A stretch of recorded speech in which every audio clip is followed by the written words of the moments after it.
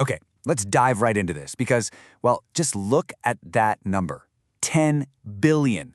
It's a completely staggering figure, right? According to recent predictions from industry leaders like Brett Adcock and Elon Musk, that is the estimated number of humanoid robots that could be operating on Earth by the year 2040. 10 billion. We're literally looking at a future where synthetic physical labor actually outnumbers the human population.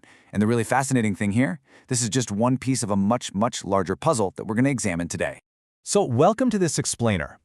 Today we're taking a highly structured look at how these massive, seemingly isolated leaps in technology and biology are combining to completely upgrade humanity. Because, we aren't just talking about a new piece of hardware or a slightly faster computer anymore. We are talking about rewriting the fundamental operating system of human civilization. Literally everything from how we work to how long we live to how we manage absolutely impossible goals is shifting at an exponential rate. All right, here's our roadmap for today. 1. The trillion-dollar moonshots. 2. The race for AGI. 3. The humanoid robot explosion.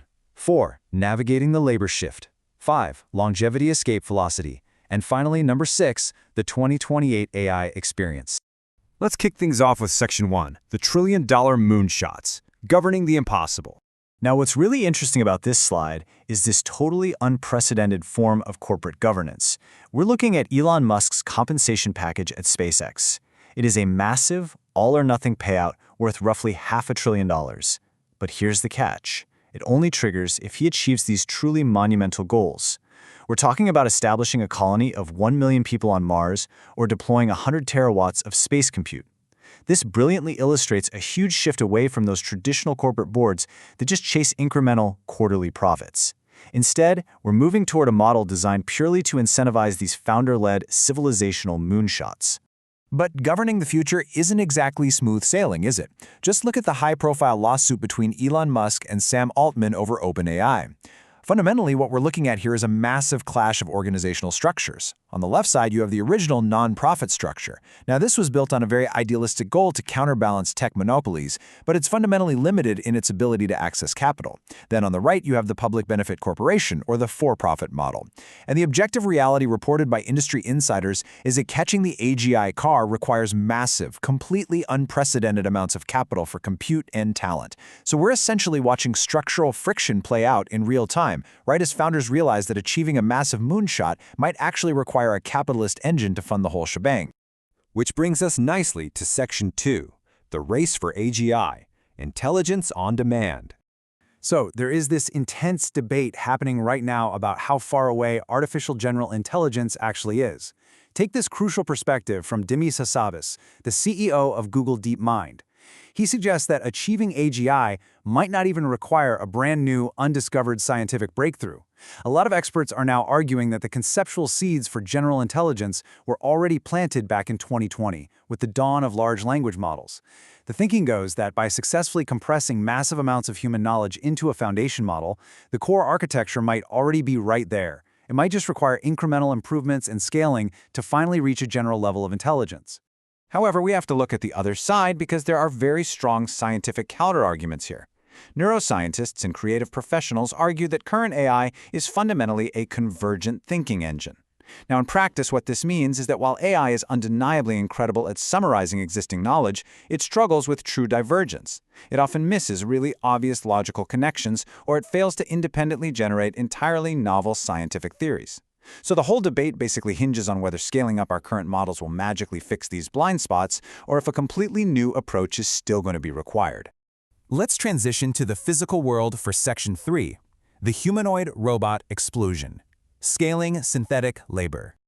I really want you to trace this staggering timeline with me, because we are seeing an absolute insane scale-up in manufacturing right now. Look at this. In 2024, companies like 1X Technologies set goals for 10,000 robots. Then, by 2027, that scales up to 100,000. By 2030, Tesla's Optimus is targeting 1 million units. And that leads us straight back to that incredible 10 billion prediction by 2040. Just to put this physical scaling into perspective for a second, companies like Figure AI are already moving their production rate from 1 robot a day to an astonishing 1 robot per hour. The bottleneck isn't the software anymore. It's simply the physical manufacturing, and even that is accelerating exponentially. So, the crucial point is how this impacts us, right? Section 4, navigating the labor shift, automated workers. It's really fascinating to see how different societies are handling this shift in totally different ways. Take a very telling recent court ruling out of Hangzhou, China. Basically, a tech worker earning 25,000 yuan a month was offered a demotion to 15,000 yuan purely because AI had automated parts of his role. But the court actually blocked the demotion. They ruled that adopting AI is an internal business choice. It's not some unavoidable external shock that legally invalidates an employment contract. We're seeing these highly unique worker-protective approaches to the AI labor shift starting to emerge globally, and it contrasts really sharply with strictly free market integrations. All right, let's pivot from robotic upgrades to our own bodies. Section 5, Longevity Escape Velocity, Biological Upgrades. And this brilliantly illustrates where the market's priorities actually lie when you look at these 2025 revenue estimates.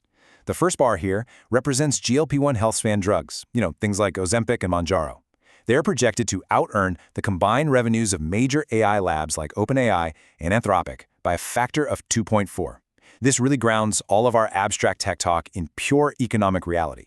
Right now, today, biological health span software, these medicines that physically optimize the human body, are vastly out-earning digital AI labor. And the biological upgrades are accelerating just as fast as the software updates. Let's look at some recent clinical trial data for an upcoming triple agonist peptide called retatrutide. Patients saw an average 37-pound weight loss over just 40 weeks, compared to only a 6-pound drop on a placebo. But it's when you look deeper that it gets crazy. An 80% drop in liver fat, a 41% drop in triglycerides, and a drop in hemoglobin A1C from a diabetic 7.9 way down to a healthy 6.0. These aren't just weight loss drugs anymore.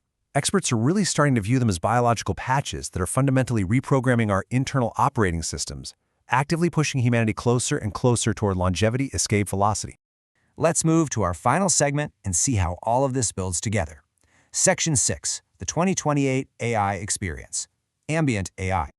So by 2028, experts predict we are going to shift entirely away from this idea of AI as a chatbot that you just type into. Instead, we're moving toward an ambient experience, which maps out in 3 steps. Step 1 is ambient observation. Things like smart glasses, wearables, maybe even ingestible pillbots that constantly capture your biological and environmental context. Step 2 is infinite perfect memory. Your personal AI will instantly recall every interaction, every conversation, and every single health metric you've ever recorded. And step 3 is auto-magical optimization. This is where your AI seamlessly steps in to proactively act as your executive assistant, your physical health coach, and even your therapist, seamlessly optimizing your day-to-day meat-body existence. Which brings us to the ultimate takeaway of this explainer. We are looking directly at a near future where the lines between human biology, artificial intelligence, and robotic labor effectively blur. The tools to completely upgrade our physical health, our cognitive abilities, and our societal structures, they're being forged right now. So the big question I want to leave you with today is this. As humanity effectively merges with these exponential technologies, how will you rewrite your own operating system? Thank you so much for joining me to explore this incredibly exciting future. Keep learning, keep questioning, and I'll see you next time.